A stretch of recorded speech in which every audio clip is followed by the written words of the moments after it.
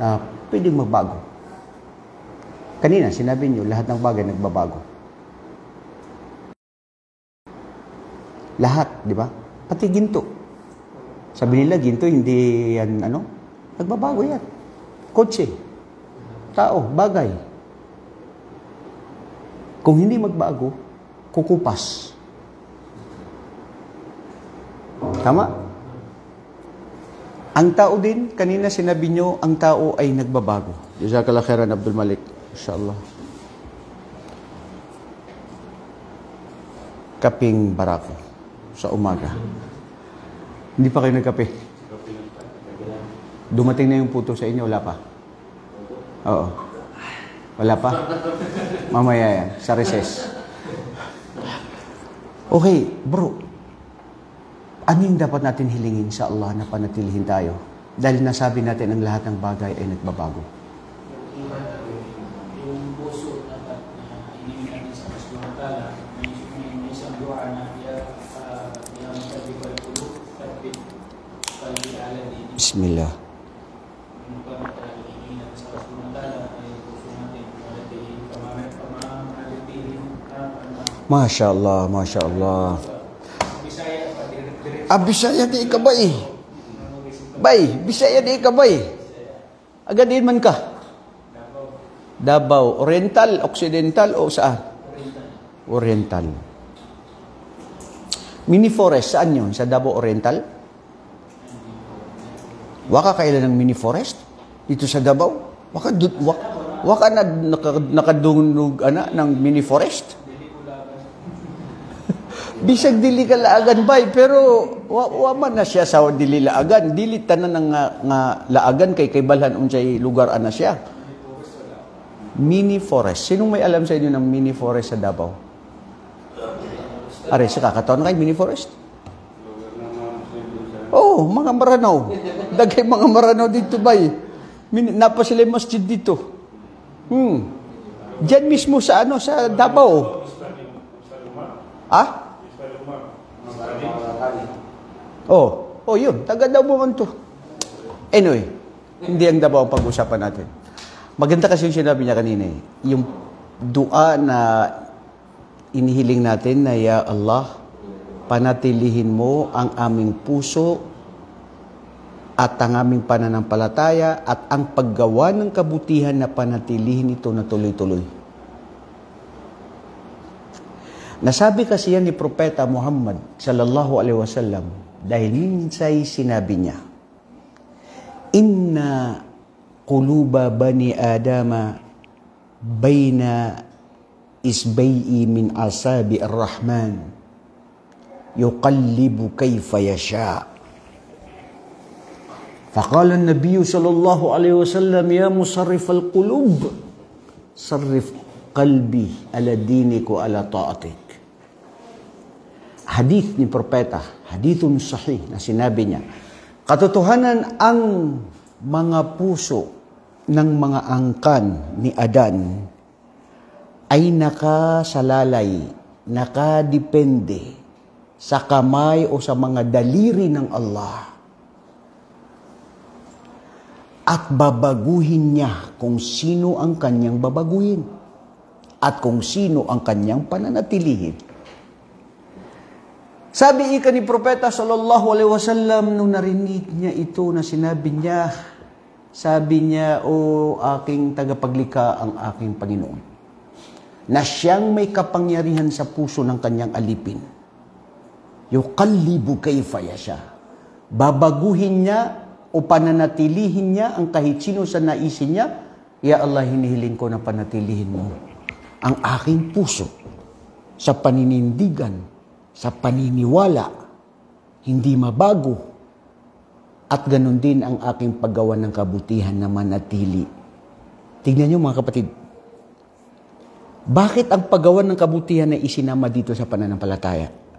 Kasi may mga tao na gumagawa ng kabutihan sa oras lang na gusto lang nila o sa isang okasyon o lugar o panahon. Nagluon lang nila ginagawa yung kabutihan na yun. Pero ang hiling dito ni Propeta Muhammad ay panatilihin na palagian. Hindi ang paggawa ng kabutihan, kapatid, ay sa buwan lang ng Ramadan. At hindi ang pag-aayuno ay sa buwan lang ng Ramadan. Hindi ang pagbibigay ng sadaka, pagbabasa ng Quran ay sa buwan lang ng Ramadan. Ngayon, tapos na ang Ramadan. Yung mga ginawa natin during the time of Ramadan, are we still doing continuously? Doing right now? Sige. Yan ang ating dapat tignan sa ating mga sarili. And I want to speak with my own experience. Ya Allah, alam mo kung bakit ko ito sinasabi, hindi pagmamayabang. Alam mo kasi kung ano nasa puso ng yung mga alipin. Matter of encouragement. Para sa lahat. Sa Ramadan, sa ganitong oras o ganitong panahon na ikalabing-anim ng Shawwal ngayon, di ba? 16 yata ngayon ng Shawwal. Nakakalahati na ng Shawwal. Sa Ramadan, hindi pa ako nakakalahati ng Ramadan. Halos mahati-hati ko na ang Quran na pagbasa. Ngayon, hindi pa ako umabot ng kalahati. Wallahi, mga kapatid, naiyak ako. Mapaiyak-iyak ako sa sarili ko. Dahil sabi ko, ano to? Gumagawa lang pala ako sa Ramadan? Nagbabasa lang pala ako ng Quran sa Ramadan. Nilin lang naman ako ngayon ng mundo. Yung mga nagbibigay ng sadaka, ano kaya? Tuloy-tuloy pa rin sila ngayon? Tuloy-tuloy pa rin kaya tayo ngayon? Wallahi mga kapatid, ito yung hinihiling natin sa Allah na panatilihin tayo. Dahil maaari mabago. Pati yung pananampalataya mo, bro, pwede mabago yan. Walang panatilian. Kayo mismo nagsabi na walang panatilian. There is no permanent. Lahat kumukupas, lahat nagbabago, lahat nanghihina. Ang pananampalataya ay lulubog, lilitaw. Ano sabi ko, bro? Ang pananampalataya ay ano? Lulubog? Lulubog, lilitaw. Ibig sabihin, tumataas, bumababa.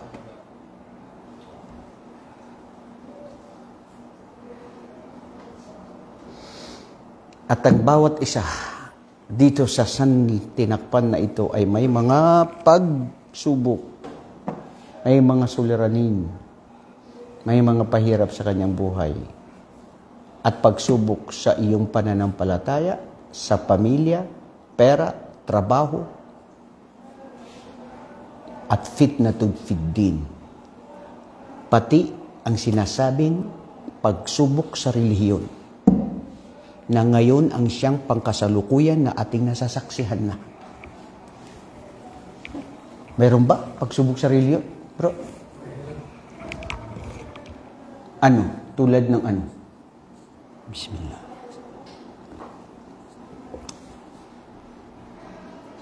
Matamis ang kape na tinimpla ni Abdul Malik. Hindi man ako nagsusugar, bay. Oo, hindi ko magsugar kay makuan na. Umiiwas na tayo sa diabetic. Okay, anong example niya? Pagsubok sa relihiyon. Sige nga.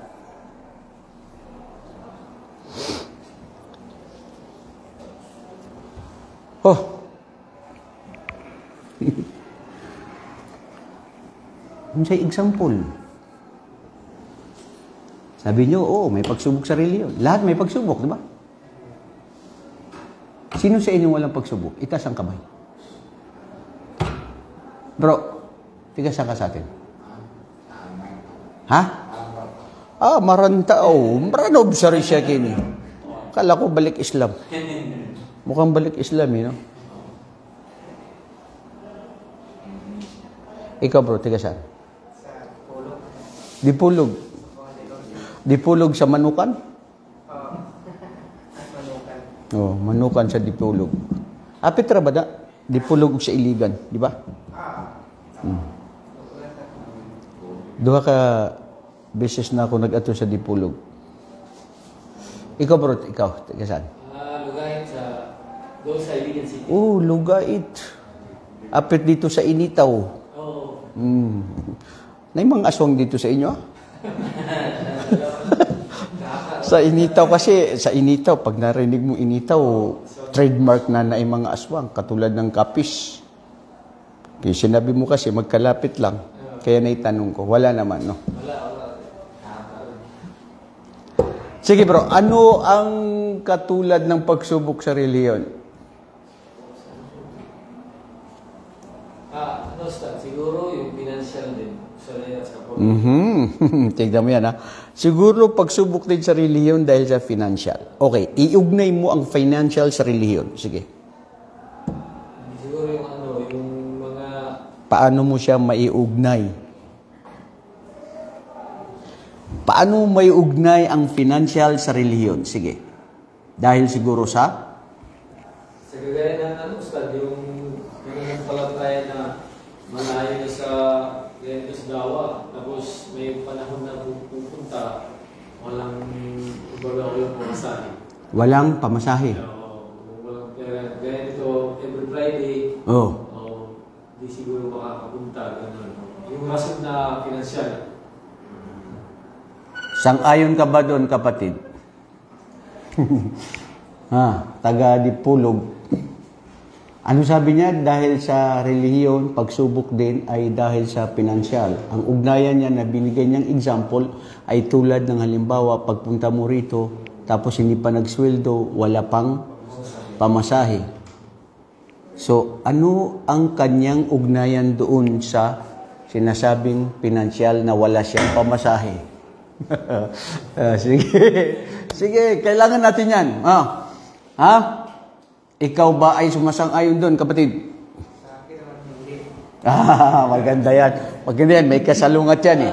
Okay. Bakit hindi ka sumasang-ayon doon? Samantalang yung sinabi niya. Dahil?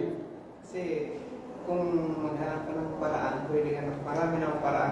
Allahu Akbar, mashallah. Correct. Ibig sabihin, kung ang problema lang ay pamasahe, may paraan. Di ba? May kaibigan ka, bro, punta ka ng Bata, sunduin mo ako rito. Wala kang kaibigan. Bro, may STCP ka? Pwedeng pa utang 100 kasi punta ako doon. Di ba? Okay, very good. So, ibig sabihin ay mayroon na. Okay, sang-ayon ka doon. Hindi ka kukontra. Ito ang mabuti sa isang Muslim. Yung sarili mo na gusto mong sabihin, tapos kinontra ng iba, pero alam mo na mas tama siya, nangibabaw ka, at nagpakumbaba ka at tinanggap mo yung katotohanan. Yan ang dapat magkaroon tayo bilang isang Muslim, na magkaroon ka ng pagpakumbaba at matuto kang tumanggap sa katotohanan. Ang mahirap kasi yung iba may kiber. Bro, bakit ang lalim ng iniisip mo? Napunta ka na yata sa Davao. Ha? Okay, anong example? Isa pang example. Sige, sa'yo. Ginawa mo lang dahilan na sabihin natin wala rin pamasahe, pero yung puso mo ay half-half, nus-nus lang yung pagpananampalataya. Kung waiter lang para gusto pumunta, tapos hindi naman, hindi ka consistently pagpupunta sa mga pag-aaral. So, ibig sabihin, ang puso mo ay hindi rin may pagdududa.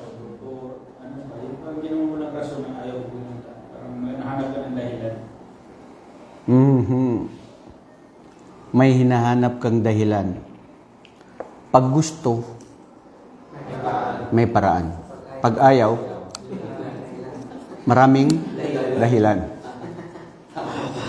Pero, teka lang, bro, alam mo may punto ka eh. Pagsubok doon sa reliyon na iugnay natin yung sinabi niya, yung pagkadalisay. Kasi may mga tao, huwag tayo maghusga kasi hindi natin alam kung ano na sa loobin ng tao. Example na natin, sa sarili na lang natin. Huwag na tayo pumunta sa iba kasi ang iba hindi natin alam kung ano na sa puso ng tao. Okay? Ang Allah ang may alam. Sarili ko. Sarili mo. Itanong mo, ano kaya totoo ako sa pag-aaral ko? Ano kaya totoo ako sa pagtuturo ko? Ano kaya totoo ako na nagbalik Islam ako? Ano kaya sa pagiging maranaw ko? Itong pagiging Muslim ko na maranaw, ginaganan ko ang pagiging Muslim ko dahil maranaw ako o dahil totoo ako sa aking pananampalataya? Pagsubok sa reliyon ay ang pagkadalisay ng tao o hindi siya dalisay. Maari ganun din sa pera, maari ganun din sa babae, maari ganun din sa kapangyarihan, maari ganun din sa katanyagan o kasikatan. At maari din sa kibr, na ayaw mong tanggapin ang katotohanan. Mga kapatid, minsay sa buhay ni Propeta Muhammad sallallahu alaihi wasallam, sinabi niya, la yadkhulul jannata man kana fi qalbihi ithqalatun minal kibr. Hindi kailanman papasok sa paraiso yaong siya na mayroong katiting na napakaliit na nandito sa kanyang puso na kibr. Sinabi sa kanila, tinanong kay Propeta Muhammad, ya Rasulullah, ma huwa kibr? Anong kibr? Sabi ni Propeta sallallahu alaihi wasallam, batarul haq wa ghamtun nas. Ano ba yung kibr? Ya Rasulullah, na hindi tayo pwedeng makapasok sa paraiso dahil meron kang nagtataglay na kibr sa puso mo. May kilala kami o may isang tao na palagay mo yung sugo ng Allah na ang kanyang sapatos ay kumikintab-kintab na napakaganda sa kanyang pagpapakabuti o pagpapakagwapo o pagpapakaganda sa kanyang sarili. Yun ba ang kibr? Na sumusuot ka ng mabuti na kumikidlat-kidlat, kumikintab ang yung sapatos mo? Ha? Dahil sa maganda mong mga kasuotan, ito ba yung pagmamayabang? Ito ba ay kibr? Anong sinabi ni Propeta sallallahu alaihi wasallam? Al-kibr, hindi yun ang kibr. Dahil ang sinabi niya, innallaha jamil wa yuhibbul jamal. Napakaganda, napakabuti ng Allah subhanahu wa ta'ala at mahal niya ang nagpapakabuti at nagpapakaganda o nagpapakagwapo sa kanyang sarili. Pupunta ka sa masjid, pinag-utos ng Allah, khudu zinatakum inda kulli masjid. Kunin ninyo at gamitin ninyo ang anumang mga gusto niyo na pinakamaganda sa inyong mga kasuotan pag pumupunta kayo sa masjid.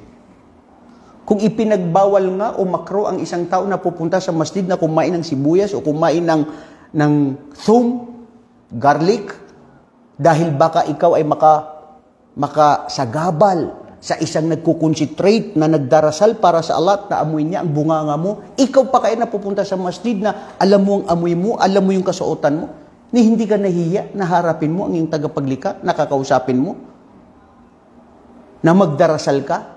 Kaya mo ba pumunta kay King Malik Salman na pumunta na ganyan mismo ang kasuotan mo? Sige na. Kung halimbawa ipatawag ka niya. Punta ka rito. Meron akong sasabihin sa'yo o meron akong pabuya sa'yo. Palagay mo kung ano yung suot mo na gusto mo na kahit mabaho ka, kahit hindi maganda ang suot mo, yun ang susutin mo. Hindi bro. Kung wala kang pera, mangungutang ka pa. Bro, pautang lagi ko kay mo at ko dito sa bata, kay mo palit ko kanang jacket nga bago ba kay karon kay na ako'y meeting kay King. Tao lang yun, naharapin mo na katulad mong miskin. Ikaw pa kaya mismo tagapaglikha mo? So, ibig sabihin mga kapatid, ang Islam ay pinakamabuti, pinakamaganda, pinaka-perfectong reliyon at ang gusto ng Allah ay ang pinakamabuti at mga tao na hindi tayo perfecto pero we want to be closer to be perfect. I know we cannot do it perfectly. But at least, nagpupursigi ka na pinabubutihan mo ang lahat ng gawain mo. Sabi na hadith ni Propeta sallallahu alaihi wasallam, inna Allaha yuhibbu ahadukum ay ya'malu bil itqan o kama qala alaihi salatu wasalam, inna Allaha yuhibbul abda idha amila amalan ay yutqina. Mahal ng Allah sa kanyang mga alipin yaong sila na nagpapakabuti, nagsisipag, pinakamabuti, pinaghirapan niya ang kanyang mabuting gawain sa pagdating sa larangan ng pagsamba sa Allah, pagdating sa trabaho, pagdating sa lahat ng gawain, pagbutihan mo, yung talagang pinagsikapan mo, ipinakita mo ng gilas na totoo, hindi yung ningas kugon, hindi yung gumagawa ka lang dahil nandun si Busing. Gagawin mo yun dahil ang gusto ng Allah, ang isang alipin, gumagawa ng mabuti na pinaka-the best na kanyang paggawa ng kabutihan. So, balikan natin ang kibr. Ang kibr na sinabi ni Propeta sallallahu alaihi wasallam ay ito yung batarul haq, yung hindi mo pagtanggap ng katotohanan. Yung mayroon kang idea, mayroon kang ideolohiya, o mayroon kang pananampalataya, o mayroon kang paninindigan na may nagsabi sa'yo o nalaman mo na yung paninindigan mo, yung paniniwala mo ay mali, hindi tama, at mas tama yung sinabi niya na kontra niya yung paninindigan at paniniwala mo na mas tama yun, pero dahil nasabi mo na, dahil paninindigan mo na, alam mo nang mali at talo ka, ayaw mo pa rin umalis sa paninindigan mo at nananatili ka na maski ito'y baluktot dahil ayaw mong mapahiya sa madlang people, dahil ayaw mo na matalo ka. Yan ang kibber, bro. Pagmamalaki ka, ayaw mo tanggapin ang katotohanan. Nandiyan yung pride.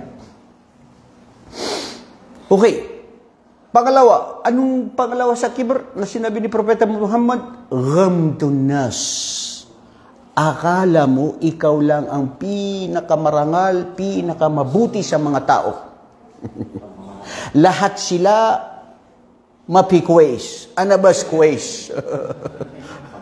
Anta masawi simsim, ayaw mo iparehas ang sarili mo sa kanila, mababa ang uri nila, ako mataas ang uri ko. Bakit? Kasi nuni. Anong nuni? Kumakain ng dilaw na kanin. Bakit? Ikaw lang ba kumakain ng dilaw? Pati yung mga Bukhari dyan, yung mga Pakistani, kumakain din ng dilaw.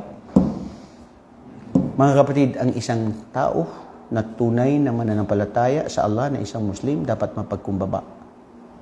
Si Propeta sallallahu alaihi wasallam kung paano siya mapagpakumbaba, kumakain siya na gusto niya kasama niya ang mga mahihirap. Pag hindi mo kilala si Propeta sallallahu alaihi wasallam at pumunta ka sa lugar na nandoon siya, nakahalubili ang mga tao, hindi mo makikilala na nasaan ang Propeta. Ganon siya mapapagkumbaba. Subhanallah. Ganon siya. Pamana si Samrano na makiruruyuda. Makiruruyuda, mga limbabaan. Hindi dahil propeta siya, hindi dahil mayor or ano siya, leader siya, ipakita niya na siga. Sino ka ba sa Allah, kapatid? Sino ba tayo sa Allah? Walang pinakamarangal sa Allah maliban kung sino yung tunay na pinakamatakutin sa Kanya at laging nag-aala-ala sa Kanya. At laging umiiwas ng mga haram na pinagbabawal. So, nakuha natin na ang mga pagsubok, mga kapatid, kasama pati ang pagsubok sa relihiyon. Bakit? Katulad ngayon sa nakikita natin ngayon. Umani siya na pagusay. Sa mga kiranong ko, la hawla wala quwwata illa billah. Bawat isa nag-explain, pisulda naman siya sa kunabanyan, di patutubanyan ka suldi. La taqfu ma laysa laka bihi ilm. Inna sam'a wal basara wal fuada kullun ulaika anhu kana mas'ula. Huwag niyong pasukan, sabi ni Propeta. Sabi ng Allah sa Quran, huwag niyo pasukan ng mga bagay na ito ay wala kayong kaalaman. Dahil katotohanan, ang pandinig, ang mata, lahat, pati ang puso, lahat ng inyong mga parte ng katawan, ito sa araw ng paghukom may magsasaksi laban sa sarili sa ano ang ginawa niya, anong pinanindigan niya, ano ang kanyang... Correct, bro. Sa totoo lang. So, saan tayo ngayon? Anong paninindigan natin? Saan tayo? Dahil bawat isa nagsasabi na ito ang tama. Tapos ikaw na bago sa Islam, hindi mo alam kung saan. Malibog na manggod ko, oy, kay daghay magsulti-sultian na siya. Sasaman ko diri. Saan ka ngayon? Balik tayo sa... Very good. Saan ka babalik? Sa dalawang, balik sa Sunnah at sa Quran. Very good. Una, very good, bro. Makipagsangguni ka, magtanong ka sa totoong maalam, at balikan mo lang, panindigan mo lang ang Quran at saka Sunnah. Kung ito'y Quran, tanggap mo na. At hindi lang yun. Kung ito'y Quran, pakinggan mo siya, ano yung pagsasabi niya sa Quran? Ito ba ay ayon sa kanyang kuro-kuro lamang? Sarili niyang pangunawa? O sinabi ng mga ulama o ang mga sahaba na sila yung tunay na nakaunawa sa Quran? Kasi ngayon may mga tao na nag-i-explain ng interpretation ng Quran ayon sa kanilang kuro-kuro, ayon sa kanilang pag-unawa. Hindi yun. Ang pag-unawa mo sa Quran ay kung paano ito ipinaliwanag ni Propeta Muhammad, ang tunay na pagpapaliwanag ni Propeta Muhammad na tunay na siyang naunawaan ng kanyang mga sahaba, ang kanyang mga companions. Sinong tunay na makakaunawa ng Quran kundi si Propeta Muhammad? Tapos si Propeta Muhammad, sino ang sumunod sa kanya na tunay na nakapag-unawa dito sa Quran? Ang mga sahaba. Ang mga sahaba, ang tabi-tabiun at ang mga ulama at salafus salih. Pero kung ang hanapin mo ngayon sa dami ng mga la hawla wala quwwata illa billah hasbunallahu wa ni'mal wakil. Turuun tanu Allah napakabuton yan si sagyang agaman niya. Adita no madadag. Allahumma amin. Bro, wallahi sa totoo lang. Very good. Quran, then Sunnah. Sunnah. Ano yung sinasabi mo yan? Hadith daw ni Propeta Muhammad? Okay, show me the proof. Where I can find the words of the Prophet Muhammad sallallahu alaihi wasallam where you are trying to tell us right now. Saan authentic na hadith yan? Nandyan ba yan sa Kutubus Sita? O nandyan yan doon sa sinasabi mong mga Fadailul A'mal? Na okay pa yung Fadailul A'mal, pero may mga karamihan doon, mga kwento, mga da'if na mga hadith na hindi katanggap-tanggap. Sa dami ng mga authentic na hadith, pwede mong kunin. Di ba, bro? Sa daming genuine, halimbawa, ito ay lahat mga gold. Okay? Sabi dito, ito totoong gold. 21 carats o 23 carats. Ito, saan to made? Hindi alam kung saan country ito, yung saan made. Tapos, after ano yan, kukupas yan. Hindi yan tunay na gold. Ikaw, saan ang kukunin mo?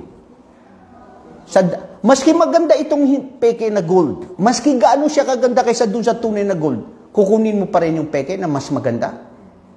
Tsaka tulad ngayon na ibang mga tao na, ito ang gusto ko, ito paninindigan ko kasi madali lang. Nagampanan. Ito ang paninindigan ko at paniniwalaan ko kasi parang katanggap-tanggap ng aking utak. Ang reliyon, sinang-ayon nila sa kanilang utak. Ang mga kuffar, ang mga Yahud, ang mga taong nangaligaw ay dahil ang gusto nila, ang kanilang paniniwala at ang kanilang reliyon ay sumang-ayon ang kanilang pag-iisip doon. Whereas ang Islam hindi ganun. Ang Islam, manassa fil kitab, fil Quran wa sunnah, sumang-ayon ng utak o hindi paniniwalaan yung Quran at saka yung sunnah. Yun. Kasi kung ang utak mo ang pairalin mo, mabuang di ay kabay. Kasi maraming hindi mo matanggap na bakit ganun, bakit ganyan. Iyon ang Islam eh. Sa may anong ata na, we surrender. Pagsuko, pagtalima, tunay na paniniwala. Hindi yung utak. Ang daming nangaligaw, ang mga pilosopo, dahil ang kanilang utak, ang kanilang pinairal. Mga kapatid, wallahi, aywan ko lang, bakit may mga ganito, bakit may nagsilabasan, bakit may mga nangaliligaw, bakit may mga nagpapaligaw, bakit may mga naliligaw.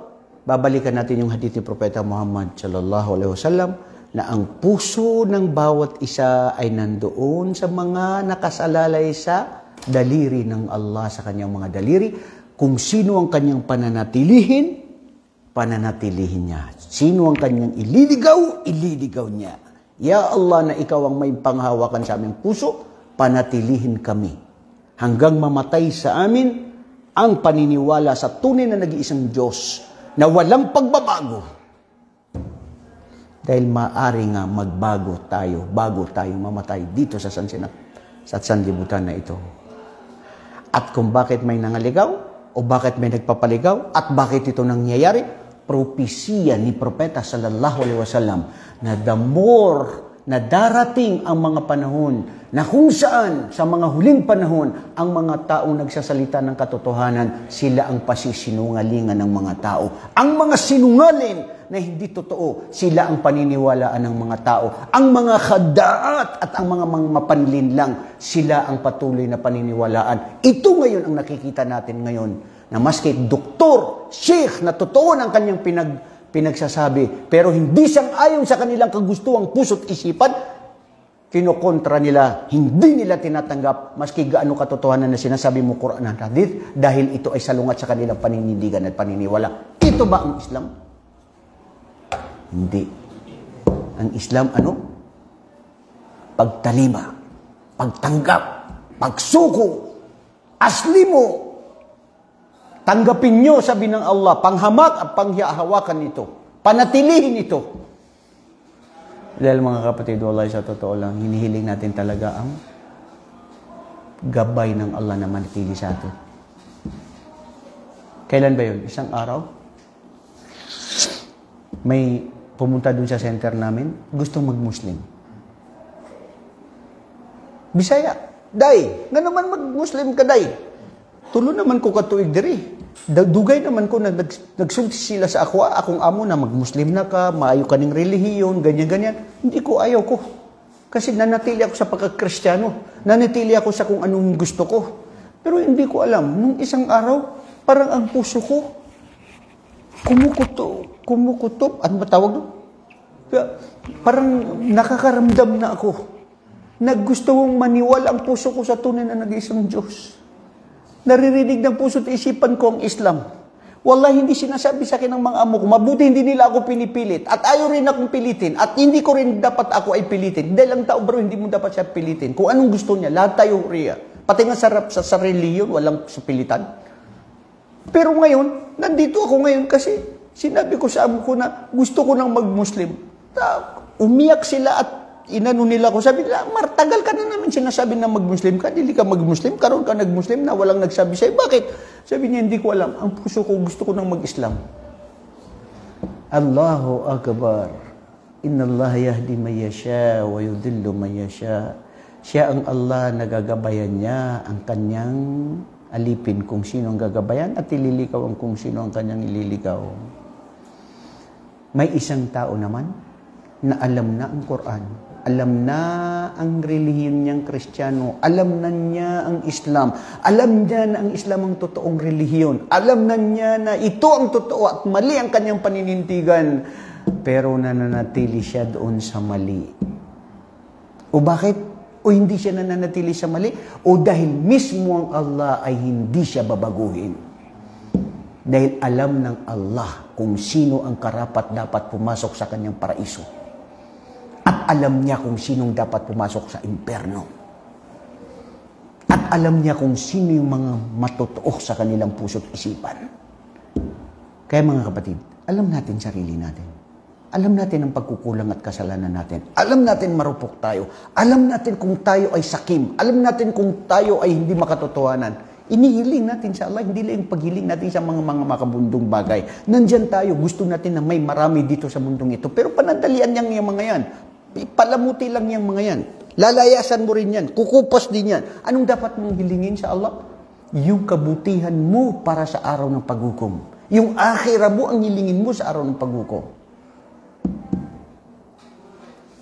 Nahiling mo yung gusto mo dito sa mundo. Nakuha mo na. Akala mo satisfied ka na? Ha, bro? Halimbawa, Ya Allah, hinihiling ko sa iyo na sana manalo ako sa eleksyon.